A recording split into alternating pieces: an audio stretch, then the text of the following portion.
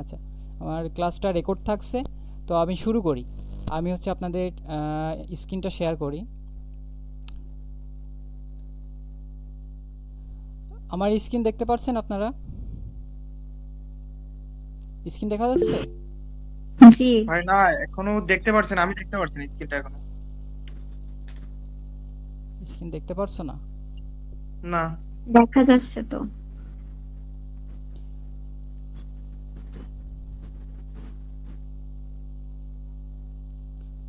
অনেক দেখতে পারছো না এখনো? ও, না ভাই, আমার তো এখনো সামনে শো করছে না। তুমি একটা কাজ করো, তুমি হচ্ছে লিভ নাও, লিভ নিয়ে আবার হচ্ছে জয়েন করো। আচ্ছা ভাই।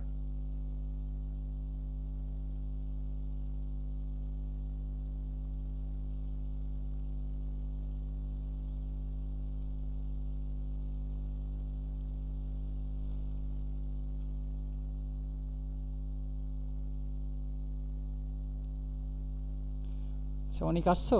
দেখা যায় এবার? জি ভাই, এইবার দেখা যাচ্ছে, এবার আচ্ছা, ক্লিয়ার দেখা ঠিক যাচ্ছে, আছে। সমস্যা নেই।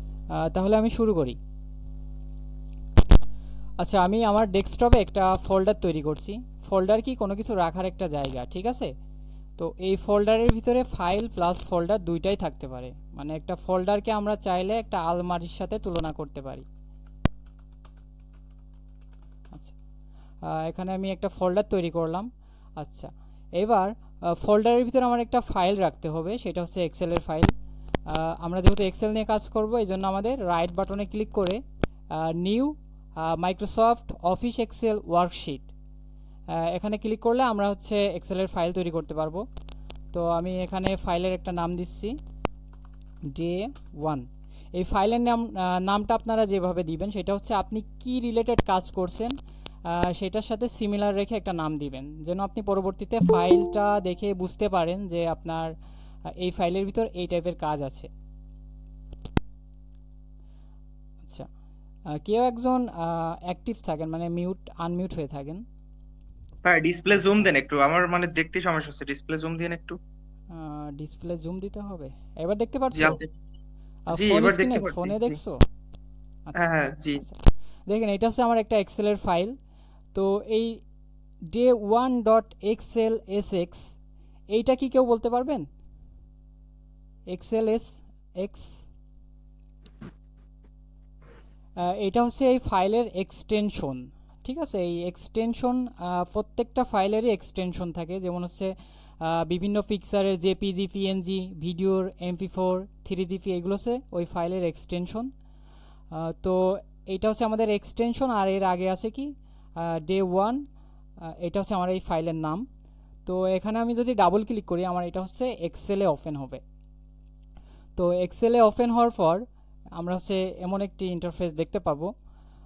নর্মালি হচ্ছে আমার এটা হচ্ছে 2007 ভার্সন, আর আপনারা সম্ভবত 2021-এ কাজ করছেন, তো সমস্যা নাই।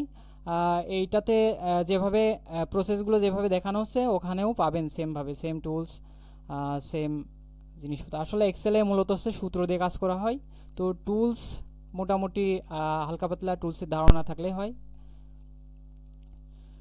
আচ্ছা, তো এক্সেল ওয়ার্কবুক এবং ওয়ার্কশিট নাম শুনেছেন কখনো? জি ভাই, শুনছি। আচ্ছা, ওয়ার্কবুক কি জিনিস? ওয়ার্কবুক হচ্ছে যেখানে সমস্ত কাজ জায়গা থাকে, আর আরেকটা কি বললেন যেন? ওয়ার্কশিট। ওয়ার্কশিট, ওয়ার্কশিট যেটা কিছুক্ষণ আগে আপনি ওপেন করলেন, এটা হচ্ছে ওয়ার্কশিট। আচ্ছা, না, এখানে হচ্ছে ওয়ার্কবুকটা কি জিনিস। ওয়ার্কবুকটা হচ্ছে এক্সেলের যে ফাইলটা, এইটাই হচ্ছে একটা ওয়ার্কবুক, ঠিক আছে? আর এই ওয়ার্কবুকের ভিতর দেখেন আমার এই যে এখানে নিচের দিকে শীট 1, শীট 2, শীট 3, এইভাবে হচ্ছে অনেকগুলো শীট আছে, এগুলোকে বলা হয় এক একটা ওয়ার্কশিট। মানে একটা ওয়ার্কবুকের ভিতরে অনেকগুলো ওয়ার্কশিট থাকতে পারে, ঠিক আছে? যেমন একটা বইয়ের ভিতরে অনেকগুলো পেজ থাকতে পারে, তাই না? তো সেমভাবে একটা ওয়ার্কবুকের ভিতরে অনেকগুলো ওয়ার্কশিট থাকতে পারে। বুঝতে পেরেছেন? ওয়ার্কবুক এবং ওয়ার্কশিটের ভিতরে কোনো পার্থক্য আছে অনেক? জি ভাই, অবশ্যই আছে। আচ্ছা, তার মানে কি অনেকগুলো ওয়ার্কশিট নিয়ে কি একটা ওয়ার্কবুক তৈরি করা হয়, একটা ওয়ার্কবুক তৈরি হয়। একটা ওয়ার্কবুকে কিন্তু অনেকগুলো ওয়ার্কশিট থাকতে পারে। বুঝতে পেরেছেন? জি। যেমন হচ্ছে এক্সেলের যে ফাইলটা আমরা নিলাম, এই ফাইলটা হচ্ছে একটা ওয়ার্কবুক, কারণ এইটা ওপেন করলে এর ভিতরে দেখেন আমার অনেকগুলো শিট আছে, শিট 1, শিট 2, শিট 3। আপনাদের মনে হয় ফোনে যারা দেখছেন তাদের মনে হয় একটু দেখতে কষ্ট হয়ে যাচ্ছে। আচ্ছা, এখন আমি শিট 1-এ আছি, তারপর শিট 2 আছে, শিট 3 আছে। তো চাইলে আমরা এখানে এই শিটের নামও চেঞ্জ করতে পারি। এখানে কার্সার নিয়ে গিয়ে রাইট বাটনে ক্লিক করে রিনেম। তো আমি মনে করেন এখানে এই শিটে জানুয়ারি মাসের হিসাব করব, তাহলে এখানে জানুয়ারি। তারপর হচ্ছে নিচে রয়েছে শিট 2, এখানে আমরা চাইলে ফেব্রুয়ারি, এইভাবে আমরা রিনেম করতে পারি। আর এখানে রয়েছে শিট 3, এখানে আমি দিলাম মার্চ। চাইলে আমরা এখানে বাড়তি শিট অ্যাড করতে পারি। এখানে দেখেন শিট অ্যাড করার একটা চিহ্ন রয়েছে, এখানে ক্লিক করলে আমরা নতুন শিট পেয়ে যাব, সেটার নাম আমরা চাইলে পরিবর্তন করে দিতে পারি। আচ্ছা, এখানে দিলাম হচ্ছে এপ্রিল। তো এইভাবে আমরা যত খুশি এখানে শিট অ্যাড করতে পারি একটা ওয়ার্কবুকের ভিতরে। তো এই পর্যন্ত কোনো সমস্যা আছে আপনাদের? সবাই একটু রেসপন্স করেন, না হলে মনে হচ্ছে আমি একা একাই বক বক করে যাচ্ছি।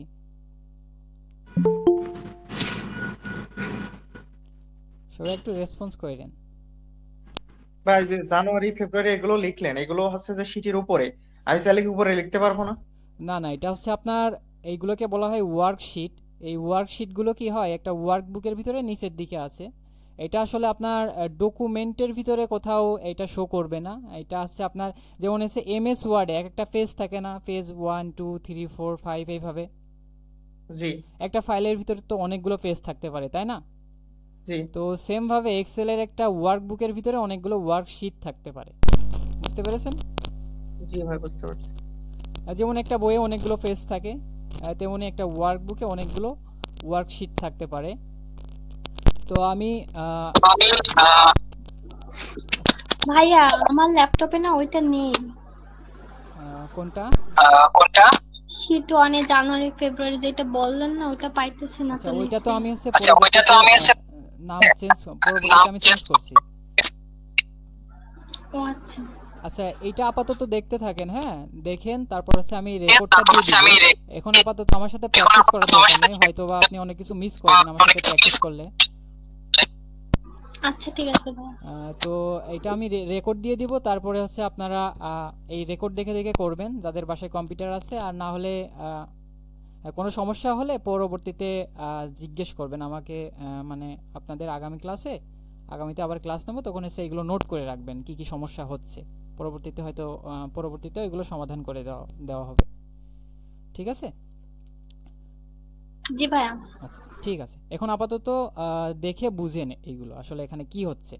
আচ্ছা, এক্সেলে লম্বালম্বি যেগুলো আছে, এই যে লম্বাভাবে এ বি সি, এগুলোকে বলা হয় কলাম। ঠিক আছে, এগুলোকে বলা হয় কি কলাম। যেমন হচ্ছে আপনার একটা বাড়ি করতে গেলে কলাম করা হয় না, লম্বালম্বি যেগুলো দাঁড়িয়ে থাকে সেগুলো কলাম। আর সারিবদ্ধভাবে যেগুলো আছে, এই যে 1, 2, এগুলোকে বলা হয় রো। বুঝতে পারছেন? তো এখানে আমাদের এই যে কলাম আছে আর এই সাইডে রো আছে। তো এই কলামের এক একটা নাম আছে, যেমন এটা হচ্ছে সি কলাম, এটা হচ্ছে ডি কলাম, এটা হচ্ছে ই কলাম, এটা এফ কলাম, এটা হচ্ছে এইচ কলাম। আর এই যে এইগুলোকে বলা হয় রো। এটা 1 নম্বর রো, এটা 2 নম্বর রো, 2 নম্বর রো, 3 নম্বর রো, 4 নম্বর রো। এই কলাম, রো এবং সেল, এই তিনটা জিনিস আপনাদের ভালোভাবে চিনতে হবে। ঠিক আছে? আপনারা দেখি ম্যাক্সিমামই যে ভুলটা করেন, সেল অ্যাড্রেসই চিনেন না। সেল অ্যাড্রেস হয়তো বা এইভাবে স্পেসিফিকভাবে চিনেন, কিন্তু যখন একটা সূত্রে অ্যাপ্লাই করতে যান তখন গুলিয়ে ফেলেন। তো এটা ভালোভাবে চিনতে হবে। তো প্রত্যেকটা ঘর আছে, এখানে যে ঘরগুলো আছে এগুলোকে বলা হয় সেল। লম্বালম্বি যেগুলো আছে এগুলোকে বলা হয় কলাম, এইগুলোকে বলা হয় রো। আর এক একটা ঘর আছে, এই ঘরগুলোকে বলা হয় সেল। এখন এই সেলেরও একটা অ্যাড্রেস আছে। তো সেল অ্যাড্রেসটা কিভাবে বের করবেন? প্রথমত দেখতে হবে এটা আমাদের কোন কলামে আছে। তো আমাদের এটা আছে বি কলামের ভিতরে আছে, 3 নম্বর রোতে আছে, তার মানে এটার নাম কি B3। আচ্ছা, এখানে পেইন্ট করছি, এটার নাম কি B3। বুঝতে পারছেন? আচ্ছা, সবাই একটু যদি সম্ভব হয় মাইক্রোফোনটা অন করেন। জি ভাই, বুঝতে পারছি, এই আচ্ছা, পর্যন্ত বুঝতে আর পারছেন? কোনো সমস্যা নাই, একদম ক্লিয়ার আচ্ছা আছে। আচ্ছা, এটা সেল অ্যাড্রেস কত? এই সেল অ্যাড্রেস হচ্ছে D6। D6। D6। হ্যাঁ, D6। জি স্যার, এটার B4। B4। B4। এটা ভালোভাবে চিনতে হবে, ঠিক আছে? আপনারা এখন হয়তো বা চিনতে পারছেন, কিন্তু পরবর্তীতে যখন বড় কোনো সূত্রতে অ্যাপ্লাই করবেন তখন হয়তো ভাববেন যে এটা কি, এখানে B3 কেন আসলো, ঠিক আছে? তো এটা ভালোভাবে চিনতে হবে, এটা ক্লিয়ার হতে হবে। এখন আমি কোথায় আছি? F8। F8 এ। আচ্ছা, ঠিক আছে। আচ্ছা আচ্ছা, নর্মালি যখন আমরা এক্সেলে কোনো কিছু লিখি, সিরিয়াল নাম্বার, আচ্ছা, এই যে এখানে 1 2 3 4 আছে না, এইগুলো কিন্তু হচ্ছে যখন আপনি প্রিন্ট করবেন এই ডকুমেন্টটা, এগুলো কিন্তু শো করবে না, ঠিক আছে? এটা হচ্ছে আমাদের ওয়ার্ক এরিয়ার কোনো অংশ না। এই যে 1 2 3 4 এগুলো আমাদের ওয়ার্ক এরিয়ার কোনো অংশ না।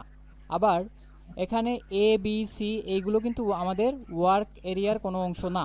আমরা যখন নর্মালি একটা এক্সেলের ডকুমেন্ট প্রিন্ট করি তখন কিন্তু এইগুলো শো করে না। আবার এই যে এখানে যে বর্ডার দেওয়া আছে এগুলো কিন্তু শো করে না। আমরা নর্মালি হচ্ছে একটা এক্সেলের ফাইল যখন প্রিন্ট করি তখন ঠিক এইভাবে ফাইলটা এইভাবে প্রিন্ট হয়, মানে আমরা যা যা করব সেইগুলোই শুধু প্রিন্ট হবে। আর এইগুলো জাস্ট আমাদের বোঝানোর জন্য দেওয়া, যে যেমন হচ্ছে এইটা হচ্ছে 2 নম্বর রো, এখানে তো এইগুলো না থাকলে আমরা বুঝতেই পারতাম না এটা C2 নাকি এটা হচ্ছে D2 D4। তো এইগুলো জাস্ট আমাদের কাজ করার সুবিধার্থে দেওয়া। তো এইগুলো ছাড়া আমরা কাজ করতে পারতাম না, কিন্তু নর্মালি যখন আমরা প্রিন্ট করব এই যে এই সাইড বারে যে 1 2 3 4 এখানে আছে ABC, এগুলো কিন্তু আমাদের নর্মালি হচ্ছে প্রিন্ট হবে না। তো আমরা এখানে সিরিয়াল নাম্বার রাখছি। তো এই সিরিয়াল নাম্বার যদি আমরা আমাদের ডকুমেন্টে রাখতে চাই তাহলে আমাদের নিজেদের ম্যানুয়ালি এই সিরিয়াল নাম্বারটা অ্যাড করতে হবে এখানে। তো এখানে সিরিয়াল নাম্বারটা অ্যাড করতে গেলে প্রথমত হচ্ছে 1 2 3 4 এইভাবে আমরা লিখছি। তো এইভাবে আপনার মনে করেন 100 পর্যন্ত সিরিয়াল করা লাগবে, তাহলে কি আপনি 100 পর্যন্ত লিখবেন?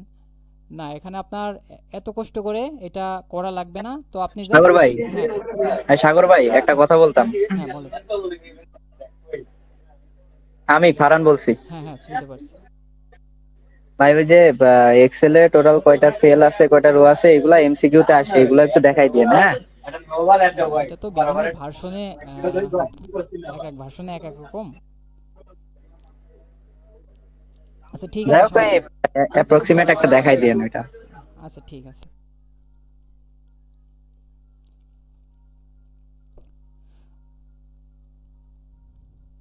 আচ্ছা, এখানে দেখেন 1 আর 2 আছে, তাই না? আমরা চাচ্ছি 100 পর্যন্ত সিরিয়াল করব। তাহলে আমরা কি করব, এই যে এখানে 1 আর 2 এই দুইটাকে আগে সিলেক্ট করব। সিলেক্ট আছে কিভাবে বুঝবেন? এখন আমার কোন সেলটা সিলেক্ট আছে? D3, এই যে চারিদিক দিয়ে কালো মতো করে বর্ডার আছে, এটা আমার সিলেক্ট আছে।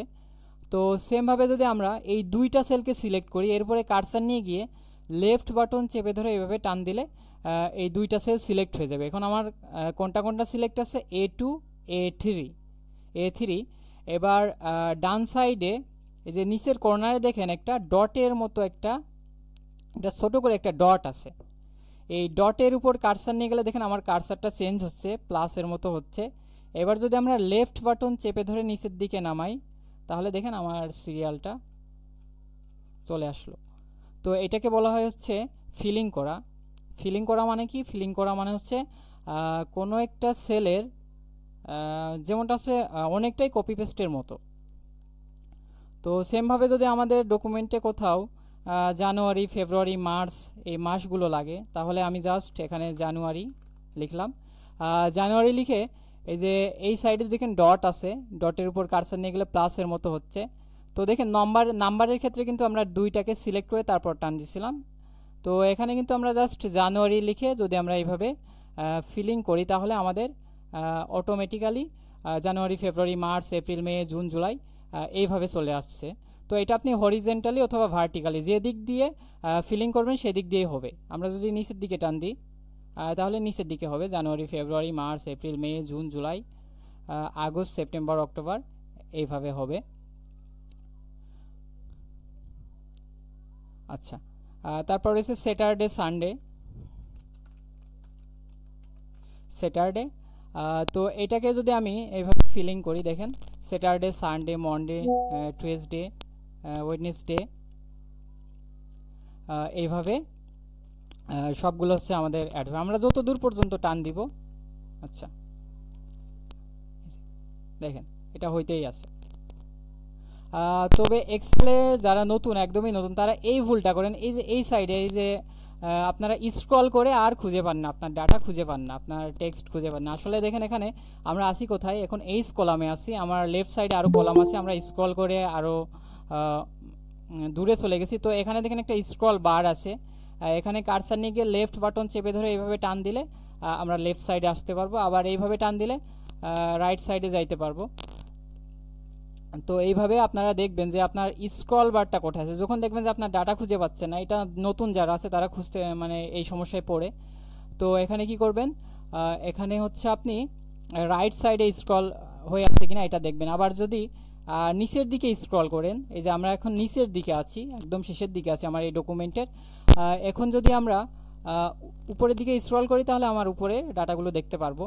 তো এইটা আগে এটা বুঝে নেবেন, না হলে পরবর্তীতে অনেকেই এই সমস্যায় পড়ে যারা নতুন আছে, একদম নতুন আছেন। আচ্ছা, এই পর্যন্ত কারো কোনো বুঝতে সমস্যা থাকলে হাত তুলতে পারেন। কোনো সমস্যা আছে? ভয়েস অন করেন কেউ একজন, না হলে মনে হচ্ছে আমি একা একাই বকবক করছি। জি স্যার, স্প্রেডশিটটা আরেকবার বুঝাই দিলে ভালো হতো। স্প্রেডশিট, জি স্প্রেডশিটটা কি? স্প্রেডশিট হচ্ছে যেমন হচ্ছে আপনারা এমএস ওয়ার্ডটা শিখছেন তাই না, মাইক্রোসফট ওয়ার্ড।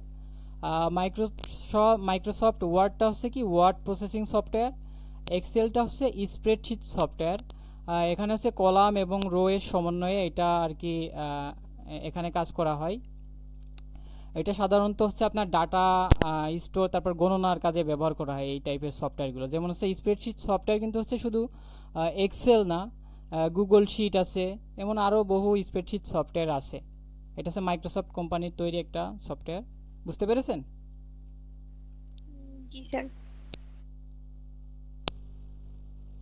ওয়ার্ড প্রসেসিং এর মাধ্যমে কি লেখালেখির কাজগুলো করা হয়, আর স্প্রেডশিটের মাধ্যমে হিসাব নিকাশ তারপর ডাটা নিয়ে কাজগুলো করা হয় আর কি, ডাটা শো করানো, ডাটা স্টোর করে রাখা, এই টাইপের কাজগুলো করা হয়। ওকে, আর কোনো প্রশ্ন আছে?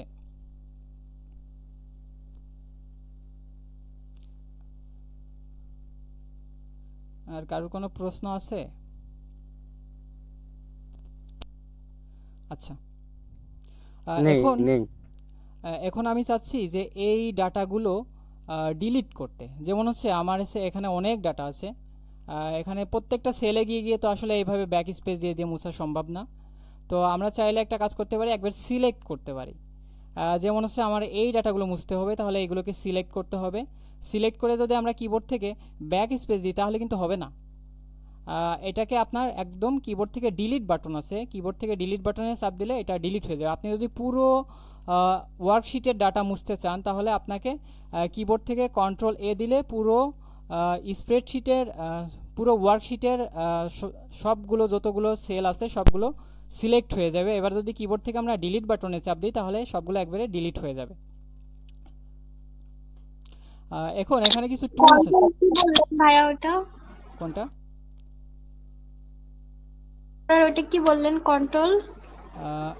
কন্ট্রোল না, জাস্ট ডিলিট। হ্যাঁ, আপনার কন্ট্রোল এ দিয়ে অল সিলেক্ট করবেন। আপনার ডকুমেন্টে যতগুলো সেল আছে, আপনার ওয়ার্কশিটে যতগুলো সেল আছে একবারে সিলেক্ট হয়ে যাবে কন্ট্রোল এ, কিবোর্ড থেকে যদি কন্ট্রোল এ চাপেন।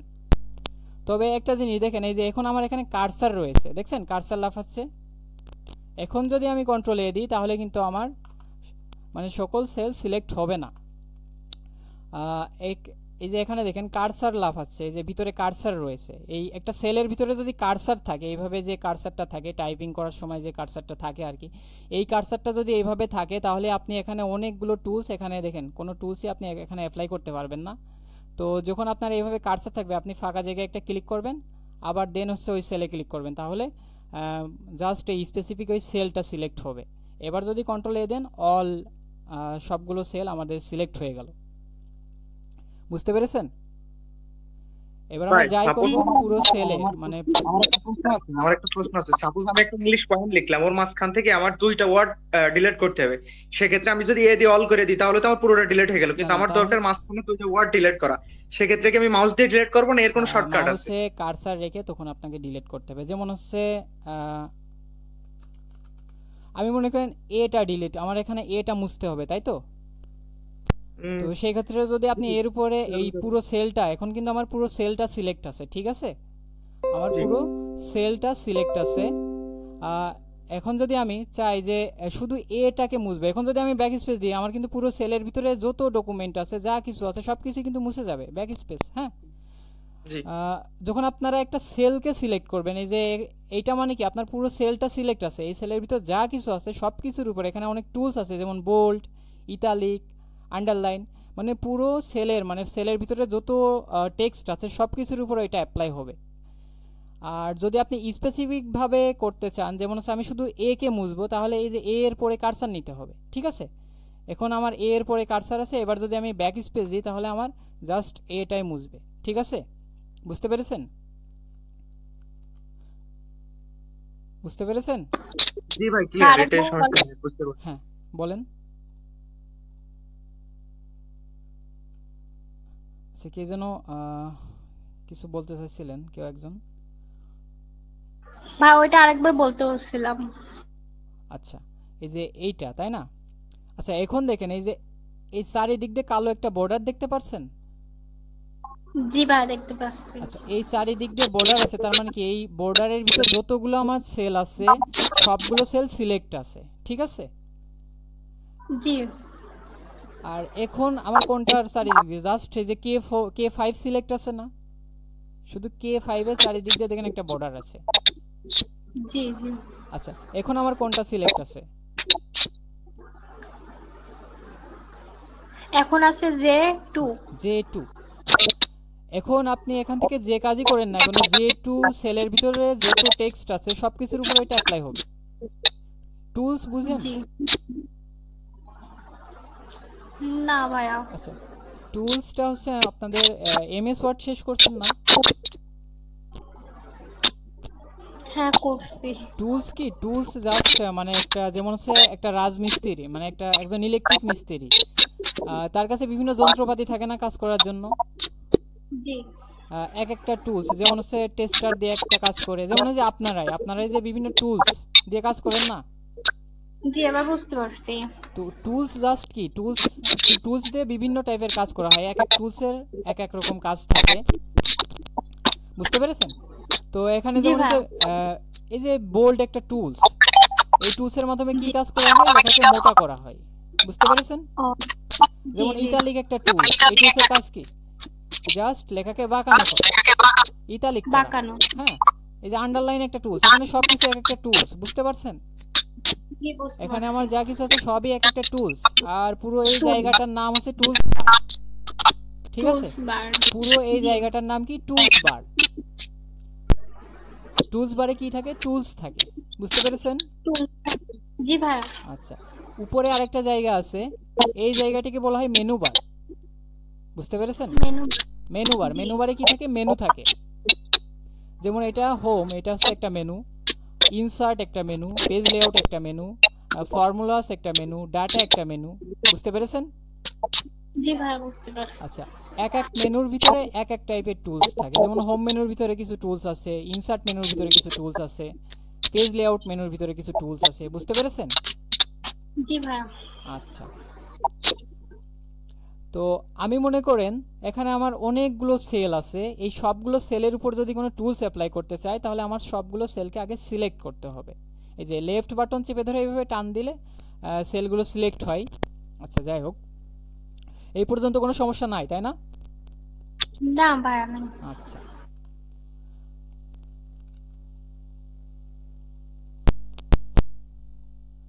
আচ্ছা, এখন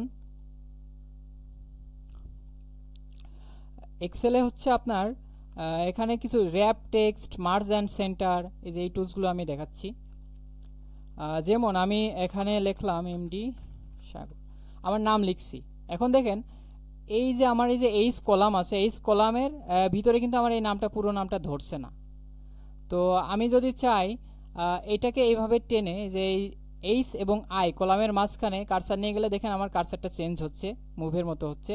এবার যদি লেফট বাটন চেপে ধরে এইভাবে টান দিই তাহলে দেখেন এই এইচ কলামের উইডথটা বেড়ে যাবে, তাহলে আমরা এখানে লেখাটা ঠিকঠাকভাবে রাখতে পারবো।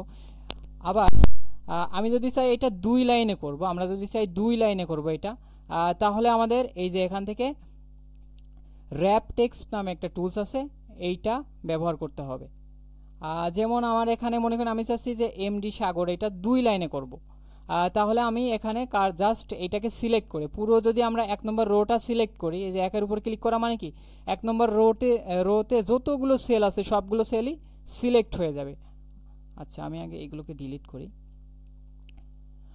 তো যদি আমি 1-এর উপর ক্লিক করি তাহলে পুরো 1 নম্বর রোটা আমার সিলেক্ট হয়ে যাচ্ছে।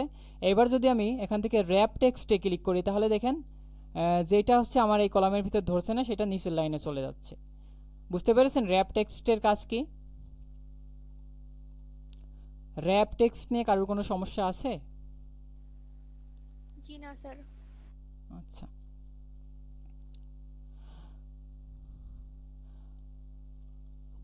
তো এটা আরেকভাবেও করতে পারেন। সাপোজ আমি এখানে লিখলাম, আমি 2 নম্বর কলামে লিখছি রাসেল, RASEL রাসেল। এখানে যদি আমরা কিবোর্ড থেকে অল্ট্রা বাটন চেপে ধরে পরের শব্দটা লিখি,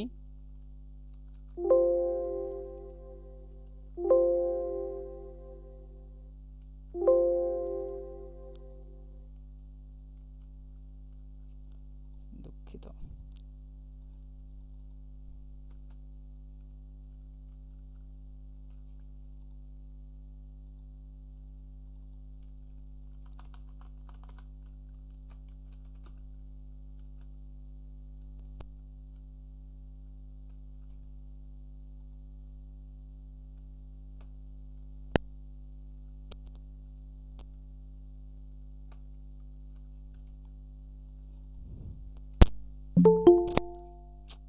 কিবোর্ডে ডিস্টার্ব করছে।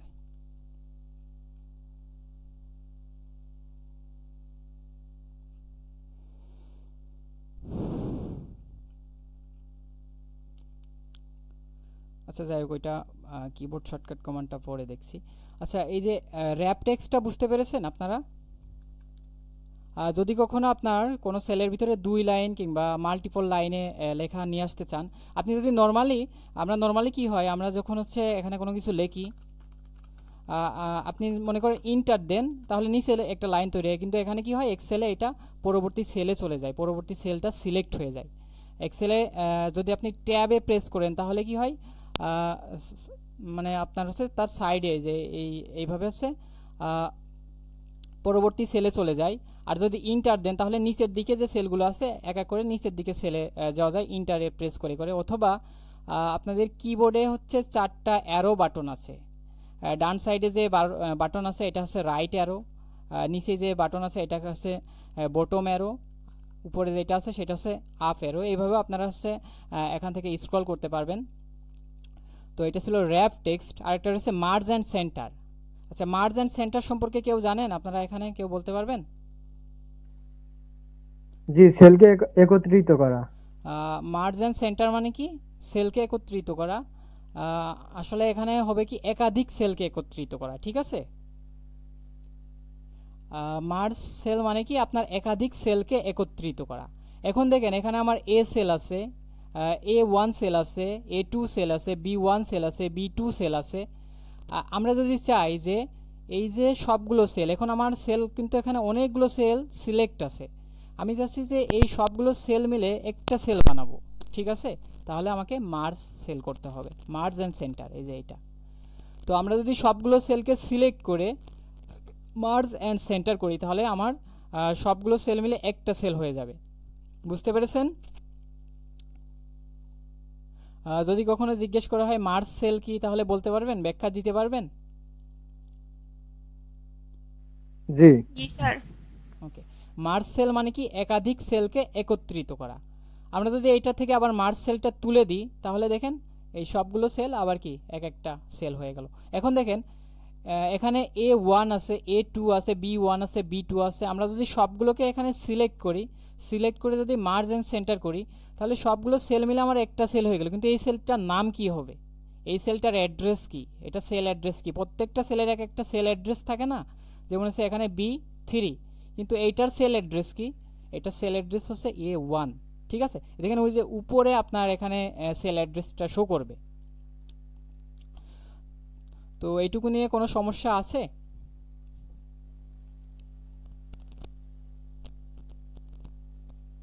আচ্ছা, হয়তো বা সমস্যা নাই। আচ্ছা, এবার হচ্ছে আমরা একটু হিসাব নিকাশ করি, যোগ বিয়োগ করি। যেমন এখানে আমি 4 লিখলাম, এখানে 5 লিখলাম। আমি চাচ্ছি এখানে দুইটা সংখ্যার যোগফল বের করব। আমার 4 আছে কার ভিতরে? C2 এর ভিতরে। 5 আছে D2 এর ভিতরে। এখন আমি চাচ্ছি E2 এর ভিতরে এই দুইটা সংখ্যার যোগফল বের করতে। তো নর্মালি হচ্ছে আমরা এই দুইটা সংখ্যার যোগফল এখানে এইভাবে করতে পারি, সমান চিহ্ন দিয়ে। এক্সেলে মনে রাখবেন, এক্সেলে সব সূত্রই সমান চিহ্ন দিয়ে শুরু হয়। সমান চিহ্ন যদি না দেন তাহলে এক্সেল বুঝতে পারবে না এটা একটা সূত্র। সমান চিহ্ন দেওয়া মানে আপনার এক্সেল বুঝতে পারবে এটা একটা সূত্র, এটা একটা ফর্মুলা। তো সমান চিহ্ন দিয়ে এখানে যদি আমি 4 + 5 এটা করি, তাহলে কিন্তু আমার যোগফলটা দিয়ে দিচ্ছে, কিন্তু এটা একটা ভুল পদ্ধতি। এখানে দেখেন এই যে আমি স্পেসিফিকভাবে বলে দিচ্ছি 4-এর সাথে 5কে যোগ করো। এখন পর্যন্ত অ্যান্সার আমার ঠিক আছে, কিন্তু কখনো যদি আমার এখানে ডাটা চেঞ্জ হয়, যেমন C2 এর ডাটা যদি আমার 6 হয়ে যায়, তাহলে কিন্তু আমার অ্যান্সারটা এখানে 9ই থাকছে। কেন থাকছে? কারণ আমি এখানে সরাসরি বলে দিয়েছি 4 এবং 5-এর যোগফলটা আমার এখানে শো করাও। কিন্তু আমি যদি এখানে এইভাবে বলতাম যে C2-তে যে সংখ্যা আছে এবং D2-তে যে সংখ্যা আছে সেই দুইটা সংখ্যার যোগফল আমার এখানে দেখাও, তাহলে কিন্তু পরবর্তীতে যখনই আমার C2 এর ডাটা চেঞ্জ হতো, সাথে সাথে আমার যোগফলটা চেঞ্জ হয়ে যেত। মূলত এই কারণে আমরা কি করব, এই যে সেল অ্যাড্রেস C2, এই যে 6টা আছে কার ভিতরে? C2, এখানে আমরা সরাসরি C2 লিখতে পারি। অথবা আমরা যদি এই যে 6-এর উপর ক্লিক করি, তাহলে দেখেন অটোমেটিক C2 চলে আসবে। আর এক্সেল কেস সেন্সিটিভ না, আপনি এখানে ছোট হাতের C লিখেন বা বড় হাতের C লিখেন, কোনো সমস্যা নাই, এটা কাজ করবে। তো C2 প্লাস এখানে যদি আমি D2 দিই, তাহলে কি আমার দুইটা সংখ্যার যোগফল এখানে দেখেন দিয়ে দিচ্ছে। তো আগেও তো আমরা যোগ করতে পারছি, কিন্তু আগে সমস্যা ছিল কি, এখানে যদি কোনো ডাটা আমার চেঞ্জ হয়, তাহলে কিন্তু এখানে আমার যোগফল চেঞ্জ হচ্ছিল না। কিন্তু এখন দেখেন, এখানে আপনি কোনো ডাটা চেঞ্জ করলে আপনার যোগফলটা চেঞ্জ হয়ে যাচ্ছে। কারণ কি, আমি তো এখানে বলিনি যে 78-এর সাথে 8কে যোগ করো, আমি বলছি কি C2 এর সাথে D2 যোগ করো। মানে C2-তে এখন 8 আছে, তার মানে কি C2 এর মান 8, D2-তে এখন 78 আছে, তার মানে কি D2 এর মান 78। ঠিক আছে, এইভাবে আসলে যোগটা করছে। বুঝতে পেরেছেন আপনারা? জি স্যার। আচ্ছা, তাহলে কখনোই এই ভুলটা করবেন না যে সমান চিহ্ন দিয়ে এখানে সরাসরি 8 লিখে দিলাম +7 8, এই ভুলটা কখনোই করবেন না। তাহলে কি আপনার এখানে স্পেসিফিক একটা যোগ করা হয়ে গেল। যদি কখনো এখানে ডাটা চেঞ্জ হয়, তাহলে এখানে কিন্তু আমার যোগফলটা চেঞ্জ আসবে না। আচ্ছা, তো কখনোই এই ভুলটা করবেন না। আবার অনেকেই কি করে মনে মনে যোগ করে এখানে যোগফলটা বসিয়ে দেন, এইটাও করবেন না, কারণ তাহলে তো আপনার এক্সেলের কাছে আসার দরকার নাই।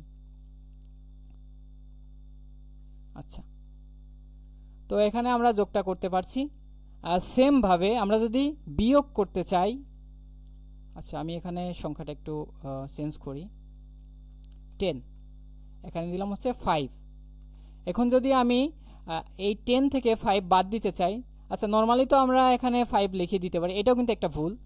তো এখানে যদি এইভাবে করেন, তাহলে পরবর্তীতে যদি কখনো ডাটা চেঞ্জ হয়, তাহলে কিন্তু এখানে বিয়োগফলটা চেঞ্জ হবে না। তো সব কিছুই আমাদের চেষ্টা করতে হবে কি ডাইনামিকভাবে করার। পরবর্তীতে যদি আমার কোনো সেলের ডাটা চেঞ্জ হয়, তাহলে আমার আউটপুটটাও যেন চেঞ্জ হয়।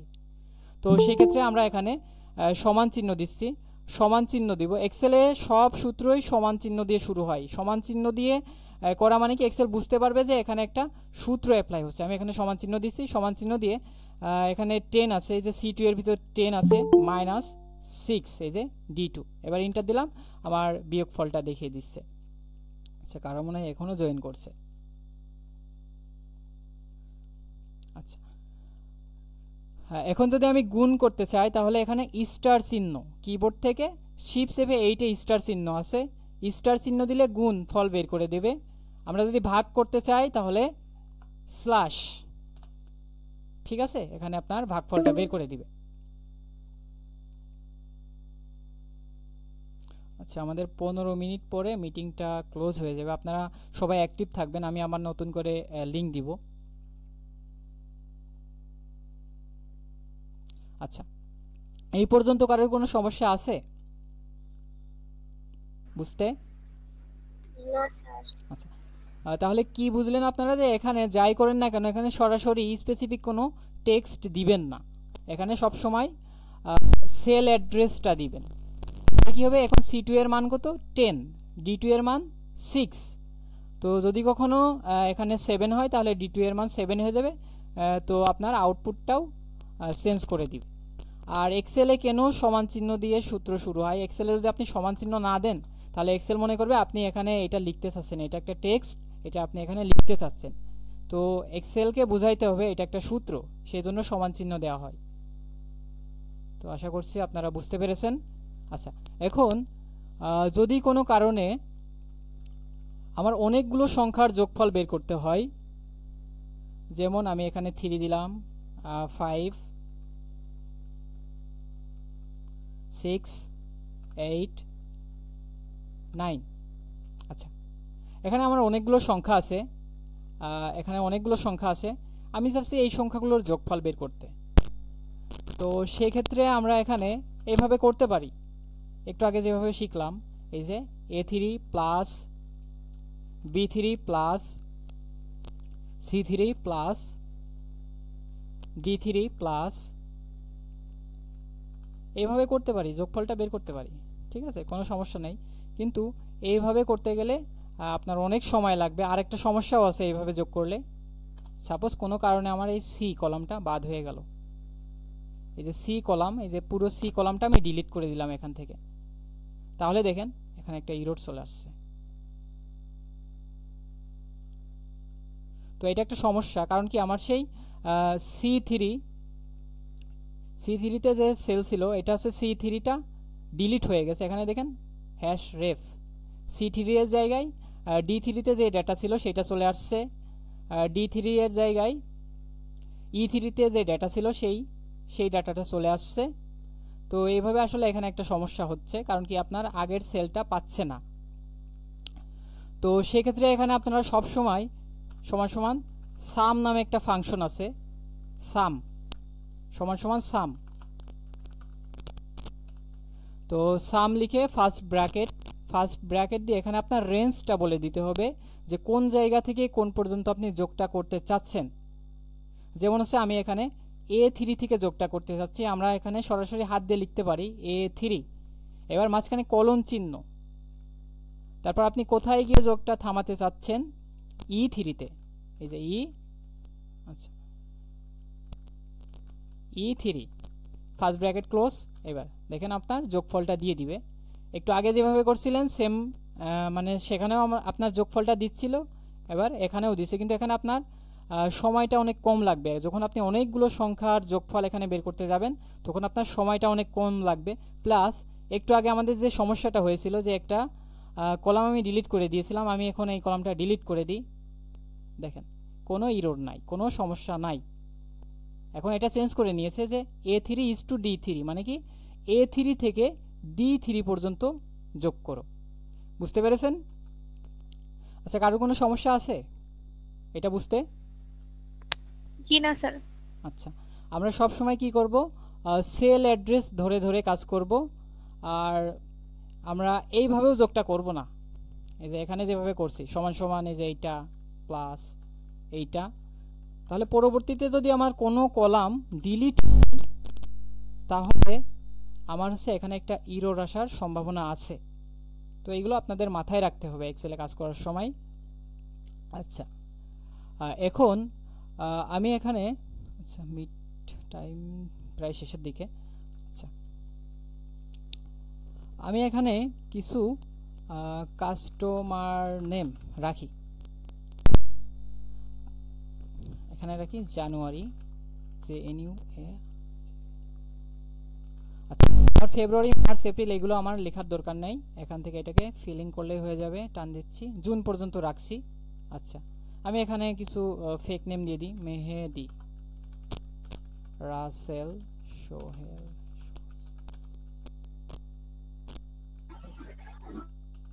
আচ্ছা, রাখলাম। এখন তারা মনে করেন প্রতি মাসে একটা ফান্ডে কিছু টাকা জমা রাখে, যেমন সঞ্চয় রাখে। যেমন মেহেদি, ইনি হচ্ছে এত টাকা জমা রাখছে। আমি আন্দাজে দ্রুত শেষ করে দিই, দ্রুত লিখে দিই, এখনই হয়তো বা মিটিংটা ক্লোজ হয়ে যাবে কিছুক্ষণের মধ্যেই। আচ্ছা, আমি এইগুলোকেই কপি পেস্ট করি।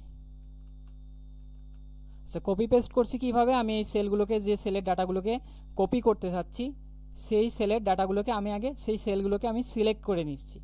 এই যে লেফট বাটন চেপে ধরে এভাবে টান দিচ্ছি, চারিদিকে একটা মানে গোল ব্ল্যাক কালারের বর্ডার আছে। এবার যদি আমি কিবোর্ড থেকে কন্ট্রোল সি দিই, তাহলে আমার যেই সেলগুলো সিলেক্ট আছে সেই সেলের ডাটাগুলো কপি হবে। এবার পেস্ট করব, কোন জায়গা থেকে শুরু করব, সেখানে প্রথম সেলে আমি কার্সর রাখছি, রেখে কন্ট্রোল ভি দিয়ে পেস্ট করছি, যে পেস্ট হয়ে গেল। এবার এইগুলোকে সিলেক্ট করি, কন্ট্রোল সি দিয়ে কপি করি, ওকে, এখানে পেস্ট করলাম। আচ্ছা, আমি চাচ্ছি যে এরা প্রতি মাসে কিছু অ্যামাউন্ট সঞ্চয় রাখে, আমি চাচ্ছি তাদের মোট কত টাকা সঞ্চয় আছে এখানে বের করতে। তাহলে এখানে আমি কার্সার রাখলাম টোটাল। তো এখানে আমরা হচ্ছে কি এইভাবে যোগ করব, এই যে আগে যেভাবে শিখছিলাম, না এইভাবে যোগটা আমরা করব না, আমরা এখানে সাম ফাংশনটা ব্যবহার করব, SUM, সাম, তারপর ফার্স্ট ব্র্যাকেট। তো এবার হচ্ছে আমার রেঞ্জটা বলে দিতে হবে, কোন জায়গা থেকে যোগটা তুমি শুরু করবা। এই যে এখানে B2 is to কোন জায়গায় গিয়ে শেষ হবে, G2 তে।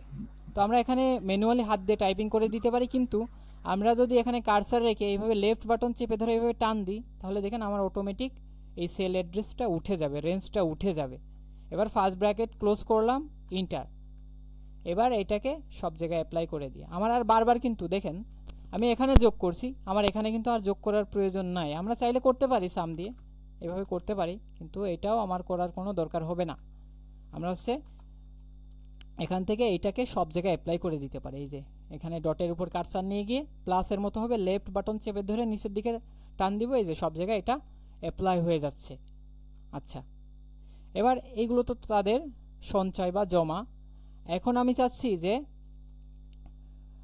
উইথড্র করছে, মানে তাদের এগুলো জমা মানে সঞ্চয় আছে, আমরা চাচ্ছি যে তাদের উইথড্র করাইতে, মানে তারা মনে করেন কিছু টাকা তুলে ফেলছে, উত্তোলন করে ফেলছে, WITHDRO, উইথড্র। এখানে মনে করেন ইনি হচ্ছে 3000 টাকা উইথড্র করছে, 3500 টাকা উইথড্র করছে,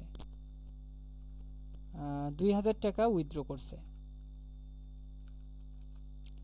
এখানে 3000 টাকা উইথড্র করছে, এখানে 4000 টাকা উইথড্র করছে। ওকে, এখন আমি চাচ্ছি যে তার উইথড্র করার পরে তার একটা ব্যালেন্স অবশ্যই থাকবে। এটা তার হচ্ছে সঞ্চয়, এটা তার উইথড্র, এখানে তার একটা অবশ্যই ব্যালেন্স থাকবে, সেটা হচ্ছে BALANC, ব্যালেন্স। আচ্ছা, ব্যালেন্সটা কি? তার মোট জমা থেকে উইথড্রটা বাদ দিলেই তো আমাদের ব্যালেন্সটা বেরিয়ে আসবে। তো তাহলে কি করতে হবে, আমার এখানে H2 মাইনাস I2 এটা দিলে আমাদের ব্যালেন্সটা বেরিয়ে আসবে। সমান চিহ্ন দিলাম, সমান চিহ্ন দিয়ে এখানে রয়েছে H2 মাইনাস, এই যে এই সেলের উপর ক্লিক করলে আপনার সেল অ্যাড্রেসটা চলে আসবে। এবার ইন্টার দিলাম, এই যে সব জায়গায় আমাদের ব্যালেন্সটা বেরিয়ে গেল। জাস্ট এক জায়গায় আমাদের সূত্রটা দিয়ে এখান থেকে এইভাবে সব জায়গায় অ্যাপ্লাই করে দিচ্ছি। তারপর আমরা চাচ্ছি যে এই যে এখানে আমাদের যে 6 জন না, এখানে 5 জন আছে, এই 5 জন মোট কত টাকা জমা রাখছে সেইটা বের করতে। তাহলে আমি এখানে টোটাল দিলাম, টোটাল এখানে এই যে প্রত্যেকের তো 6 মাসের টাকা এখানে তো আমরা আগে থেকে বের করে আনছি, যে 6 মাসে মোট কত টাকা জমা দিয়েছে মেহেদি, রাসেল কত টাকা জমা দিয়েছে, সোহেল কত টাকা জমা দিয়েছে, এগুলো তো আমরা বের করে আনছি। এইগুলো যোগফল বের করে দিলে, এইগুলো যোগফল, এগুলোকে আমাদের যোগ করে দিলে আমাদের মোট 5 জন মিলে এই 6 মাসে কত টাকা জমা দিয়েছে সেটা আমাদের বের হয়ে যাবে, সমান সমান। তাহলে কি করব, সাম ফার্স্ট ব্র্যাকেট, কোন জায়গা থেকে আমরা যোগটা শুরু করব, H2 থেকে H6 পর্যন্ত, H2 is to H6 মানে কি H2 থেকে যোগটা শুরু হবে, H6 এ গিয়ে যোগটা থেমে যাবে। এবার ইন্টার দিলাম, আমাদের টোটাল যোগফলটা এখানে চলে আসলো। তো এই পর্যন্ত কারোর কোনো সমস্যা আছে? দেখেন এখন যদি আমি কোনো জায়গায় চেঞ্জ করি, কোনো জায়গার ডাটা চেঞ্জ করি, তাহলে আমার সব জায়গার ডাটা, যত জায়গায় চেঞ্জ হওয়া দরকার সব জায়গার ডাটা চেঞ্জ হয়ে যাবে। কারণ কি আমরা সব জায়গায় সেল অ্যাড্রেস দিয়ে কাজ করছি। এই পর্যন্ত কারোর কোনো সমস্যা আছে? মিটিংটা সম্ভবত এখনই ক্লোজ হয়ে যাবে।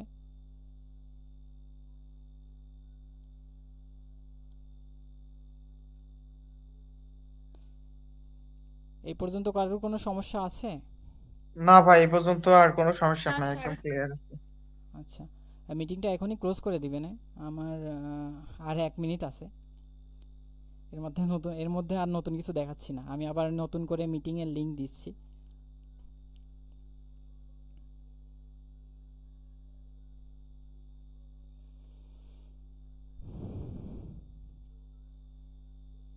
Your call ends in 5 minutes. আচ্ছা, এখনো 5 মিনিট আছে সময়, আমার ভুল হয়েছে। আচ্ছা, কারো কোনো সমস্যা থাকলে বলতে পারেন, সবাই মাইক্রোফোন অন করেন, সমস্যা নাই।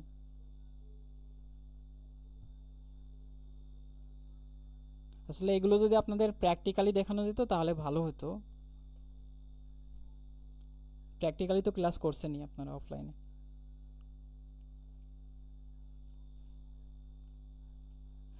মাইক্রোফোন অন করে সবাই একটু বলেন, না হলে আমি বুঝতে পারছি না আপনারা বেঁচে আছেন নাকি মরে গেছেন।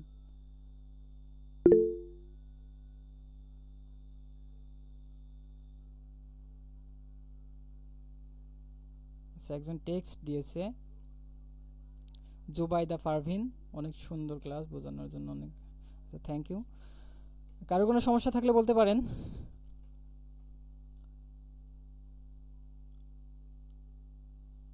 হাত তুলেন প্রয়োজনে।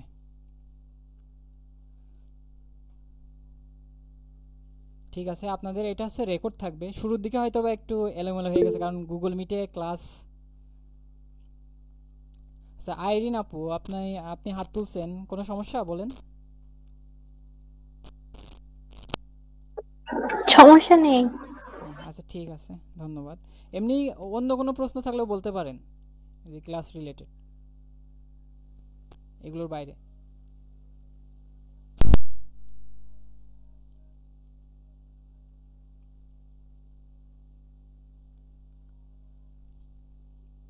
আচ্ছা, আমি রেকর্ডটা অফ করে আসি।